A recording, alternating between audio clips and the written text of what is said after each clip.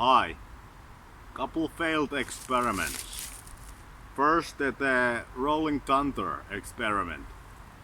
I guess half a year ago or so, I started this doing the dynamic only training with the hypothesis or theory that way I would build more muscle for my fingers so that I could then peak that muscle with the static strength training. Well, recently I started to do the static for the Rolling Thunder again, and I remember that I was somewhere around 62.5 kilos on the static lift. And now that I started to do the movement again with the static Rolling Thunder, I started from 50 kilos. So I had lost, in the course of half a year of not doing the static movement at all, which is just the picking off the floor, I had lost 10 kilos. So now I somewhat consider that a failed experiment, since it would have, in my opinion, been a better strategy to keep doing the statics training together with the dynamic training, which is what I'm doing now. So that wasn't smart, in my opinion. I should have just added the dynamic to the static, doing the static and adding the dynamic with the adjustable fingertip strength apparatus. Alright. Second failed experiment was with the overload eccentrics, which I recently made a video. There is a lot of science which says that eccentrics are a good way to build muscle, but after my short experiment with it, I lost strength from my inclined bench press. After doing the 180 kilo overload eccentric on the incline bench, which was the movement I tested, will this work as a strength building method for me, I lost a repetition from it, when previously I had always gained strength, was able to put more weight on the bar or was getting more reps. But after that, after resting 2 weeks, which is the typical training what I do, every 2 weeks I do one max effort day, and then every other day leading to that I do volume. After doing that, after doing the overload eccentrics on the incline bench, I lost 1 repetition. So that is an indicator for me that it's not good way to build strength for me. I guess I would have needed more time to rest from it or something, or just it was too much for my body to recover. Like after that, after doing the 180 kilo overload eccentrics, I was sore 2 days after it, which usually I'm never sore, not even the next day. But after doing that one overload eccentrics rep, I was sore 2 days, which is interesting. But it did not make me stronger when added to my current training program.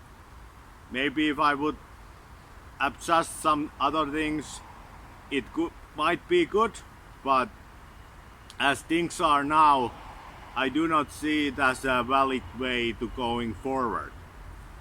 which leads me to the conclusion that it might not be a valid way to train any strength movement. Like, I'm still doing eccentrics, sub-maximal eccentrics when I'm repping, because you cannot avoid it, but I do not intentionally add movements which have an overload eccentrics component into them, which might also lead to the conclusions that I might not even want to fail. Like, I am training to failure going forward, but I'm not doing the repetitions in which I know I will fail, if that makes sense. Like, let's think you are doing bench press and you struggle to get the last rep, and you know in yourself that I cannot get this next repetitions up, and that's where you fail. Stop the movement. You don't just attempt it and fail it, which would be a failure. That would be truly going to failure. But you just fail, you just quit the movement there, knowing that you have done all successful repetitions and skipping the failure. I think that is what I'm now going to do leading up from this, because I think even going to that failure might not be ideal. And here is the anecdotal case supporting this, which I have found out. Like, think about your legs, like squatting and doing the leg press. It's interesting that the gains you gain from these are usually very significant, at least in my case. It's very easy for me to gain strength in the squat and in the leg press, even though I do not train them nearly as intensely or like with the thought as I do other upper body movements, because I do not care of them that much. But it's interesting nevertheless that it's very easy for me to gain strength on them, which I think is caused by the fact that you always avoid failure in the squat and in the leg press. Because failing in those movements is somewhat scary. You do not wanna really, your brain do not allow you to fail a squat, because you are kinda scared of injuring yourself if you are left under the bar in the squat down position. And similar in the leg press, your brain tells you not to do the repetitions in which you would fail, because it knows it's dangerous to be left under that weight. So you don't do it. You never do them. Which might be a contributing factor into the strength and muscle development in those movements. Which is interesting, and which is the reason why I now will incorporate that principle in my other trainings forms, which is the avoiding the total muscle failure. Just doing the repetitions you can do clearly, and not attempt the repetitions which you cannot do, which you know you cannot do, and hence avoiding the failure, hence avoiding causing too much damage, which would cause same type of reaction which the overload eccentrics does, which is too much damage so that your body has difficult time of recovering from that. So I think that's what I'm gonna do. which in practice means that I will leave out now the cheat curl. The cheat curl, I leave it out because that somewhat has an overload eccentric component in it. And also in the Rolling Thunder training, I avoid doing weights in which the weight is somewhat successfully opening up my fingers. I'm just trying to do weights in which I can hold the angle, the position, in which there is no slow eccentric component.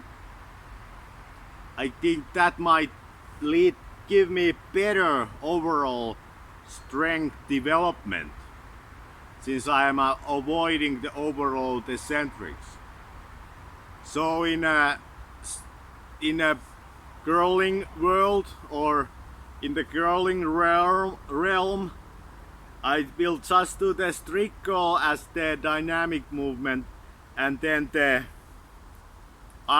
crazy pulley static back pressure as the static movement.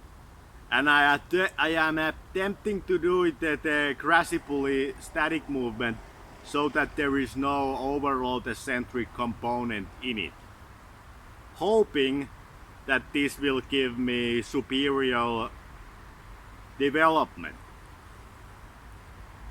So yes, so for here onward I am avoiding two things learned so far is that I am avoiding overall eccentrics, and I am avoiding just doing dynamic or just doing static. I'm doing them both in the situations when I need, even in which I need the strength from the static. If I want to get strong static, I have both the dynamic and the static, and not cycle them, because, and in that world also I'm leaving out the overload eccentrics, because I think that might cause too much damage to the muscle, which might hinder the strength gains. Okay, this kinda, so I think I was wrong in the overall eccentrics, and I was wrong on the theory that switching to the only dynamic would to have a cycle in which I grow muscle, and then switching to purely dynamic, purely static, to have a cycle in which I peak that muscle. I think that's maybe not a good idea, and it was a mistake to do it, and I was wrong in reasoning that way. The same way I was wrong in reasoning the overall eccentrics. Even though there is science backing it up, from my own experience, I don't think it has a place in my valid strength training method toolbox. Alright, thanks, bye.